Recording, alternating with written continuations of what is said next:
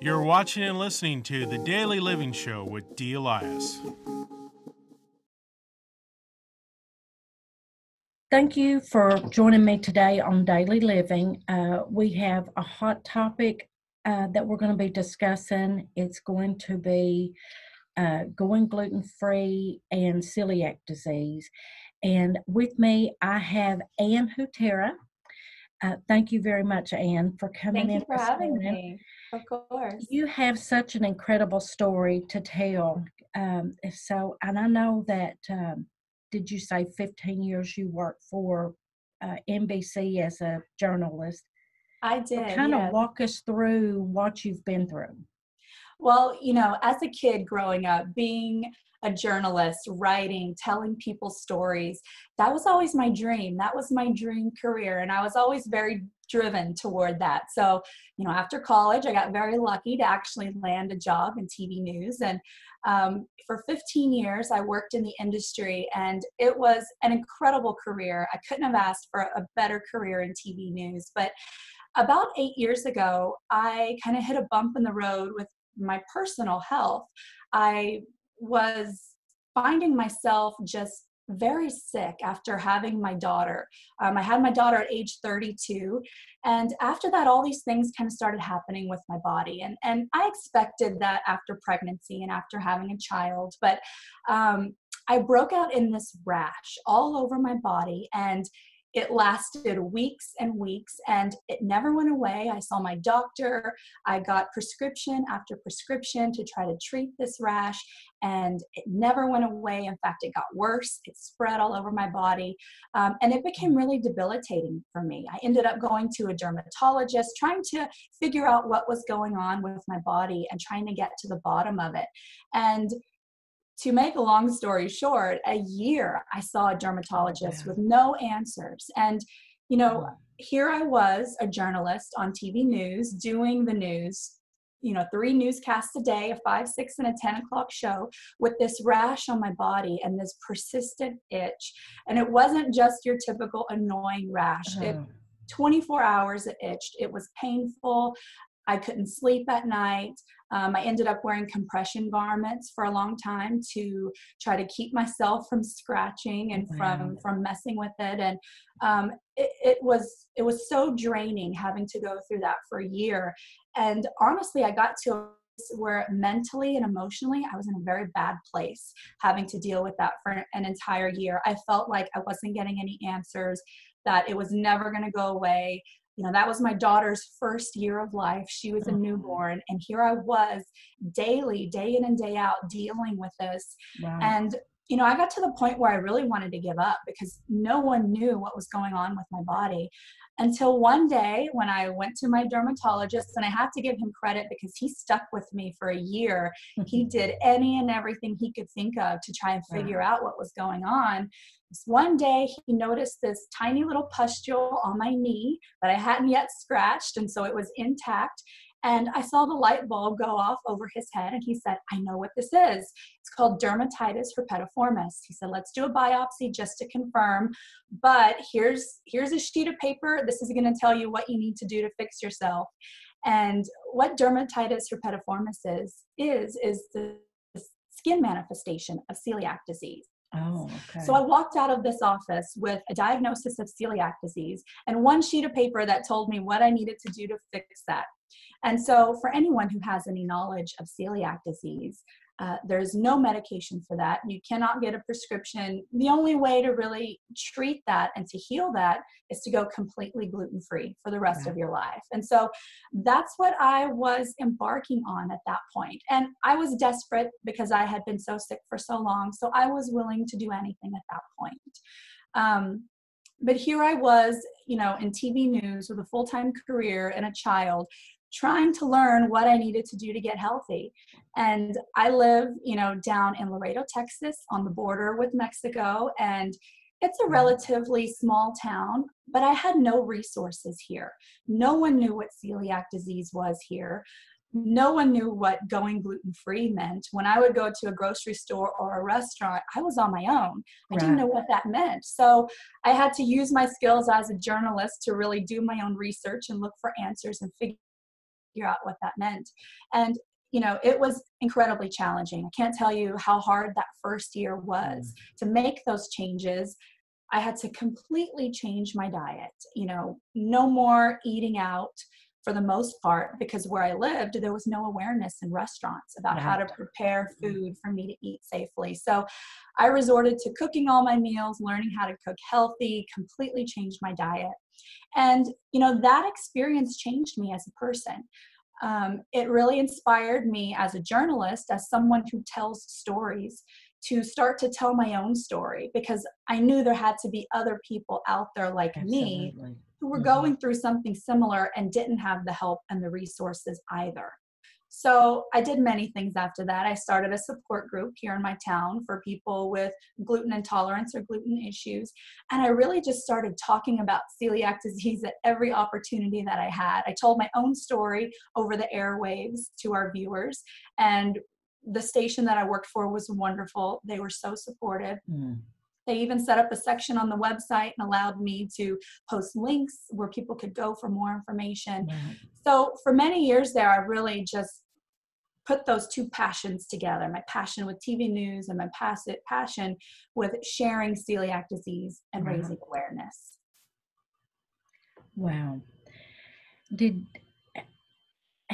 So you stayed in journalism for several years after learning that you had celiac? I did. I got my diagnosis in 2012. And so as I built my passion around sharing that and helping people with food, I continued to work in TV news because that was still my passion. So I did both of those things. And for on many occasions, it felt like I had two full-time jobs because I was running from the TV station to support group meetings and back to work and skipping dinner and doing all these things that we tell people not to do. You were probably such a breath of fresh air for so many people in your community that was going through some similar problems but didn't know how to go gluten-free or even what it meant. Yeah, well, thank you for saying that. And the reaction that I got from people was so supportive. Instead of, people coming up to me in public and asking me about stories we ran on the news or about what's happening in politics, they were coming up to me and asking me, hey, what are the symptoms for this? And what should I eat for this? And I found that shift to be really meaningful to me. It told me that sharing my story and what I was doing was impacting people. And so I was really blessed to have that avenue, to have been in journalism at that time and to have supportive people around me that let me share that and let me, bring other people into my world and kind of help them with what they were going through. And yes, it helped me make a lot of connections in that sense. And, I continued to work in news and kind of do both of those things for several years. And then my health got so much better after I went gluten-free. I suddenly saw all of these symptoms that I had as a child, but never were able to put the puzzle pieces together until I actually got my diagnosis. And once I started researching celiac disease and learning what the symptoms are and that there are more than 300 symptoms, I saw all these things from my childhood and my teens and my 20s that now I know were symptoms and signs of celiac disease, but I just didn't know that all of those pieces went together. And so having that knowledge has been really wonderful because now I'm able to share that with people and kind of help them navigate their symptoms and put the pieces together and tell them what questions to ask their doctor and what tests they should get to see if they have similar issues like I do. And so my health got really good. I got in a really good place. For the first time in my life, I actually felt alive. And I felt, having that feeling in my 30s was pretty incredible. But then I hit another bump in the road. All of a sudden, I started not feeling well. And I thought, maybe I'm just running myself ragged. I'm too stressed. I need to slow down and rest. And, this constant feeling of being always fatigued and always tired, persisted with me for a couple of months until I said, you know what, I've done enough research on celiac to know that there's something else happening here. Right. And so, a lot of people who have celiac will also develop some other type of autoimmune disease. And so the first thing I thought of was I might have a thyroid issue. And so I started doing all my own research. I went and I got tested at my family doctor, and sure enough, my thyroid levels came back abnormal. And the first thing my doctor did was hand me a prescription for thyroid medication. And having done the research I had done and living a holistic life at that point, I knew I did not want to go the route of prescription meds for a thyroid issue, especially at the age of 33. And so I told my doctor, I said, I really don't want to do this. I think I can fix this with food. I think I can fix this with lifestyle. And he just kind of shook his head and he said, no, you're going to have to take this for the rest of your life if you want to feel good. And I left that doctor's office with that prescription, and I cried in the car on the way home. And I felt so discouraged that I had done all this work. I had finally got healthy, and here's another autoimmune issue that I have to deal with. And so I really did not want to take that prescription. And so I went to the internet, like a lot of people do. I used my journalism skills. I said, what can I do to get some support for fixing my body the way I want to fix it? And so I did some research. I looked for a holistic doctor. Of course, where I live, there was not one. Holistic doctors are kind of few and far between. And so I found one by the name of Dr. Elena Villanueva, who was in Austin, which is about 4 hours away. I know you've had her on your show before. Yes. And so I said, you know what, I'm going to go see her because I read her story on her website, and I said, this doctor looks like what I need to get the support I need. So I made an appointment. I drove the 4 hours to Austin, and that first visit with her, and I've told her this recently, was really life-changing for me because she looked at all my labs. We talked for about an hour. We went through my entire health history. She learned my entire story, and I told her what I wanted to do, that I wanted to fix this without medication. And she's like, okay, let's do it. And I left that office feeling so relieved and so motivated and so supported by her. And I told her recently that day when I left that office, I actually turned to my husband and I told him, I'm going to work here one day. I don't know how. I don't know what I'm going to do because I don't have a skill set to work here. But this woman really motivated me and inspired me, and she's supporting me. And I haven't even gotten well yet, but I know I'm going to. And I want to work here one day, and I don't know how. So fast forward a bit. She helped me and she supported me. I treated my Hashimoto's, my autoimmune thyroid condition. I put it in remission. It actually no longer shows up on lab work for me. So I consider I healed that. I no longer have that. And I did that without a single prescription, without a single pill. I did that strictly with diet and lifestyle. And I share that with people because people need that little bit of hope. There are so many people out there who don't want to take medication, who don't want to take a pill every day for something that they can fix with food and fix with lifestyle. And so to fast forward a little more, in my journey, I started getting really tired of the hustle and bustle and the everyday stress of TV news and what that does to you. And as I was paying more attention to my lifestyle and the things I needed to change, I realized that being in that environment of a newsroom every day was really taking its toll on me. Constant stress, constant deadlines, 10-hour days most days, working on holidays, missing important things with my family. I realized that just wasn't what I wanted anymore. It wasn't promoting a sense of wellness in myself. And so I started thinking about, okay, how am I going to get out of TV news? What am I going to do next? Here I was almost 40 years old. What am I going to do next? Changing careers at 40 is kind of scary. And so I had this passion on the side still of helping people and teaching people about food. And I still had this thought in my mind that I want to work with Dr. V. And so that opportunity actually presented itself. I went back to school. I went to the Institute for Integrative Nutrition. I got certified as a health coach in nutrition. And it just so happened Dr. V was expanding, and so she brought me on, and now I do work with her, and I get to help her clients by sharing my journey and teaching them how to change their diet and what to eat and what not to eat to actually get healthy for themselves. That is awesome. You know, a while ago, did you say that celiac has like 300 symptoms?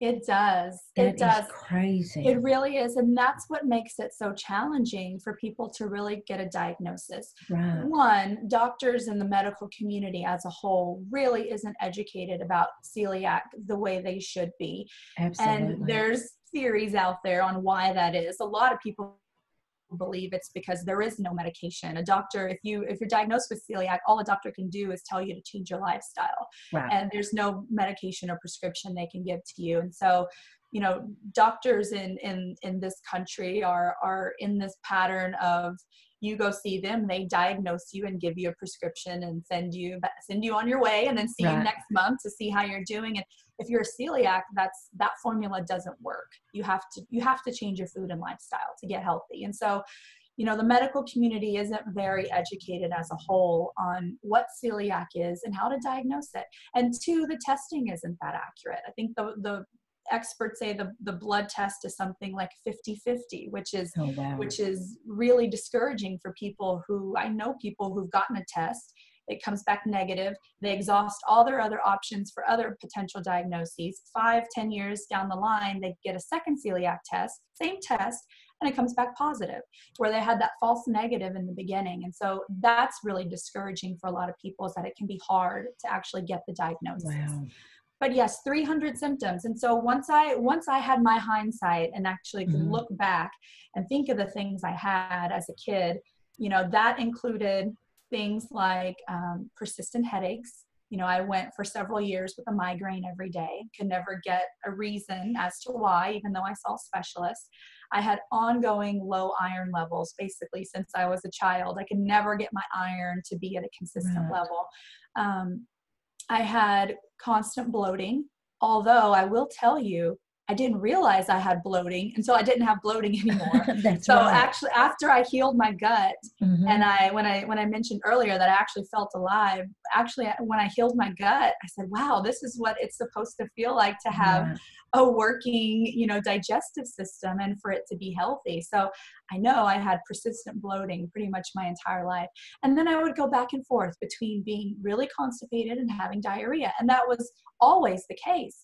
And I always thought that was because my diet wasn't that great, or I was always an athlete. I was a long distance runner and a gymnast and a basketball player. And I thought, well, I just overworked my body. And, you know, I blamed it on all of those other things. And another thing that's very common for celiacs, or those with autoimmune disease, is joint pain. You know, in my 20s, there were days when I woke up and I felt like I should be in my 80s. You know, my joint pain was so intense. And again, I credited that to all the running and the exercise that I did. And so it was all those little small things that I had that now I know they were symptoms of celiac. But if you think about those symptoms on their own, that could be dozens of different things. Exactly. You know? So that's what makes it really hard for people to kind of think of celiac as an option. Right. So many people with all of those symptoms, so many people may have it and don't even realize it, because like you said, they've been out weed eating or, you know, running or whatever, and they blame their soreness and joint pain on that. Exactly. And I think the statistics nowadays say 80% of people who have celiac are actually undiagnosed. So there are a lot of people walking around out there with celiac. And, you know, that brings up another thing that you hear often as gluten intolerance and gluten sensitivity.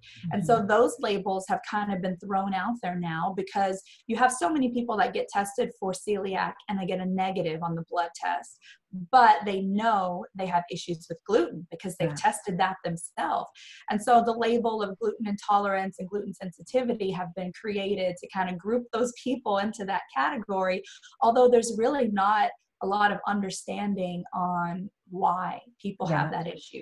You know, we know that when anyone eats gluten, even if you don't notice a reaction, gluten is a very hard protein to digest. It's in wheat, rye, and barley. And for a couple of reasons. If you look at the food industry and how it's changed in the past 50 or 60 years, you look at wheat and how those crops have changed. Right. Wheat is now this super hybrid form of wheat. Mm-hmm. If you look at the size of the wheat protein, back in the 50s and 60s, it was very small. Now the wheat protein is very huge when you Right. see wheat growing out in the field. And so there's a lot of speculation that just the way we've changed wheat, rye, and barley has really contributed to people not being able to digest it very well. Exactly. And then what that does when you eat it, it causes inflammation in your gut. And so that's what I was experiencing all those years, and I didn't know it. I had a really inflamed gut.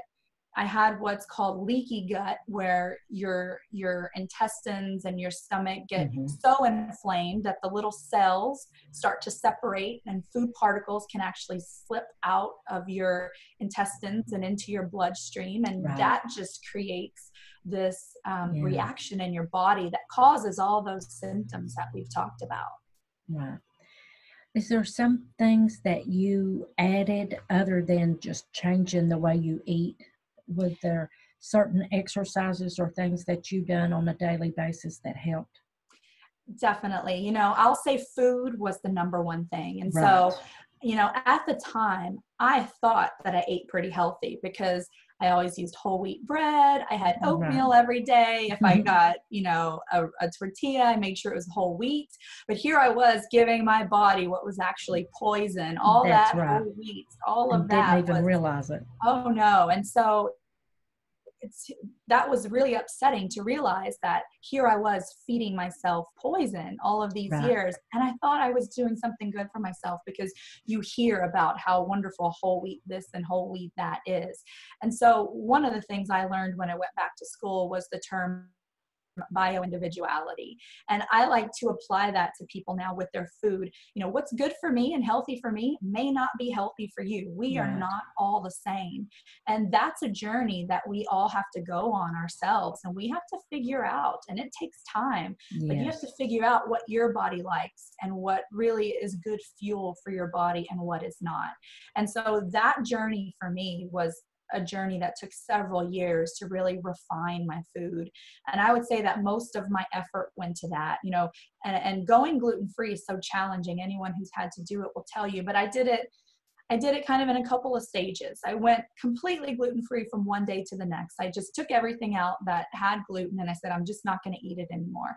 And I don't. And for some people, that's very hard. I have celiac friends who cheat on their diet all the time. They'll have one bite of this or one bite of that when they know they shouldn't, because a tiny bite causes an entire body inflammation response that can last for weeks. So that's why it's so critical that when you go gluten-free as a celiac, you do it 100% of the time.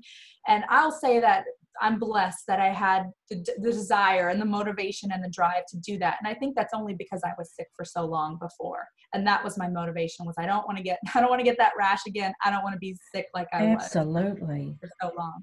But to answer your question, yes, food was the main thing. But I also had to look at my stress level. I realized that I had been in this news environment for years and years and years, where stress is so high every day, day in and day out. And, in my 20s, I would always hear, oh, stress is so dangerous. Stress can kill you, and this and that. And I even repeated that on the news and health stories. I would say it. But I don't think I ever really heard that until I realized the havoc that stress was wreaking on my own body and in my own life. And so I really started to handle the way I dealt with stress. I started saying no to things. Some of us have a really hard time saying no to anything. I started putting my personal time as a priority, my rest time. I was already an athlete, so I was pretty much working out every day, but I kept doing that. And I started listening to my body, whereas before, even if I felt sick, I would make myself work out. It was just a part of my everyday. But I started to recognize when my body needed rest and when my body needed to heal. And so my relationship with exercise became much healthier because I was able to balance it. And then a lot of it was changing your mindset around food. You know, at first, when I had to stop eating all of these things, you know, think about it, no more fast food, which we Right. shouldn't eat anyway, but it Cuts was very, down. yeah, no more fast food, no more pizza, no more going out to my favorite restaurant.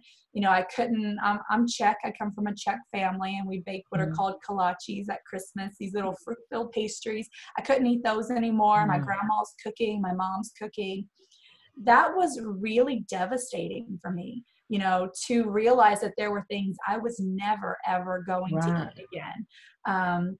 Especially food that my mom and my grandma would make, realizing I could never eat that again. That actually put me into depression for a while, Right. because it was hard for me to accept that this was going to be forever, that I had to do this forever. Yeah. And I'm not ashamed to admit I went to therapy, and I talked to a therapist for a year. Right. And, you know, she made a very good point to me. She said, someone who has to change their life so drastically, like you are, someone with an autoimmune disease, you grieve, you go through a grief process, Absolutely. just like if you lose a person. Mhm. And, you know, that allowed me to not feel guilty about having the feelings I was feeling. And it allowed me to change my mindset around food, and to really then think about food as fuel, and think about food as a tool I could use to get healthy and to reach optimal health and to thrive. And so when I went through that whole process of acceptance, that was critical for me, and really jumping on board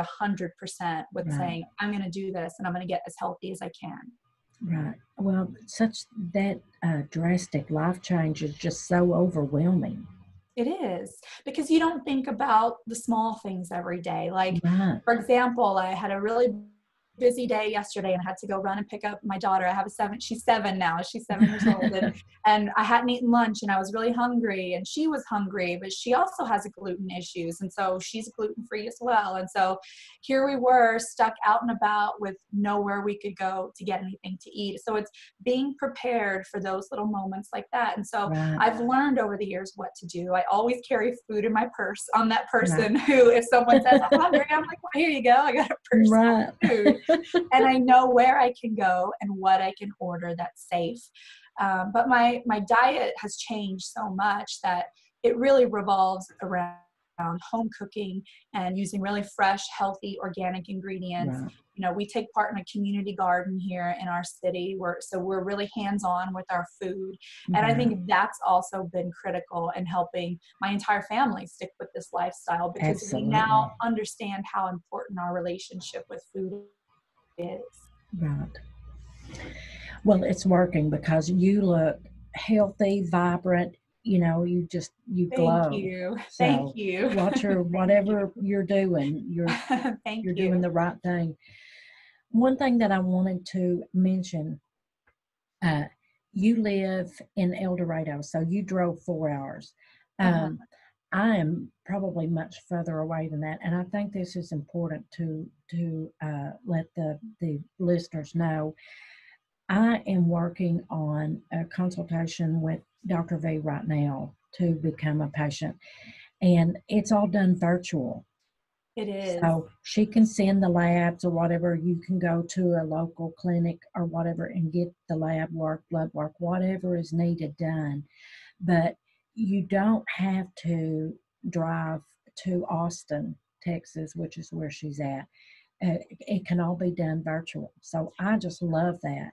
It's so wonderful. You know, when I was her patient, yeah, I drove the 4 hours there, 4 hours back, and I would do that before my work day at the TV station. So I was always her first appointment at 9 a.m. I would get up at 4 a.m., get ready for the day, which meant do my TV hair and my TV makeup. And so that took me 2 hours in and of itself. So I'd do the 4-hour drive to Austin from Laredo. I'd have my hour visit with her, and I'd rush back to Laredo so that I could go do the 5, 6, and 10 o'clock news, and then go home at 11 p.m. at night. And I did that for a year because I knew I was going to get the results that I wanted. And I would do it again. I would do it again for a year, the driving. But now you're absolutely right. Her entire practice, our practice is virtual. People can look us up at modernholistichealth.com, and all the information's there on the website. Like I mentioned earlier, holistic doctors and practitioners who follow the holistic and the functional medicine way of treatment are hard to find. That's the one thing that I get from people is, where do I find one of these practitioners? And Dr. V, taking her entire practice virtual, has made it so much easier for a lot of people. You don't have to leave your home. It's very easy. You don't have to leave your home. You don't have to take off work. Right. We all have such busy lifestyles, and so we can work around our schedule. And that is such a bonus. So thank goodness she's doing that. Yeah, it makes it very convenient, and it makes it accessible to everyone. If you live in one of those cities where it's hours away for you to find a holistic, medicine practitioner, being able to just dial in on the computer, we mail you your labs and you do those and send them back, and you order your supplements online. So technology has made it really incredible to get these services out to everyone. Exactly. And also today, for our listeners, you have an ebook. We do. One of the most common issues that we see in all of our clients is what's called leaky gut. And you heard me talk about that a little bit earlier. And, that's something that's very common for celiacs. Pretty much every celiac out there has leaky gut when they first get their diagnosis. But even people who are not celiac get leaky gut. And that's the cause of a lot of people's symptoms and a lot of people's issues that lead to bigger health problems. And so we've put together this ebook. It's called Understanding and Balancing Your Gut. And it has a lot of great information in there. It's going to walk you through what leaky gut is, the process that happens. It has some great photos in there that kind of show you what happens in the gut, into the gut lining for you to get leaky gut. It's going to tell you what the symptoms are, and what your problems could be down the road if you don't treat it. And then it's going to go into how you get rid of leaky gut. It's going to tell you what foods you're eating that are causing this, what foods you can eat to promote gut healing. And it's going to walk you through that entire process of what you need to know to fix your leaky gut. So yes, we want to offer that to all of your listeners for free. They can go to our website, mygutbalance.com. Just ask for your name and your email, type that in there, and then we'll send it right over to you. It has a lot of great information. That is awesome. And also, if someone listening today thinks that they may have celiac or some form of autoimmune, how can they get in contact with you? So they can go to our website, modernholistichealth.com. And because everything's virtual, we have a little, space on the website that allows you to book a consultation. And I'll tell you that many of our clients have celiac, but not everyone does. It's a small percentage that actually have celiac. We deal with all kinds of health issues, whether it's mental health issues. That's really Dr. V's specialty, is helping people deal with depression and anxiety and all of those mental health issues, which also stem from a leaky gut. Leaky gut is the cause of so many problems. But we deal with all types of autoimmune issues, people with diabetes, heart disease, cholesterol issues, you name it. We have clients with those issues. So I encourage people to go to the website. It has all of our stories on there.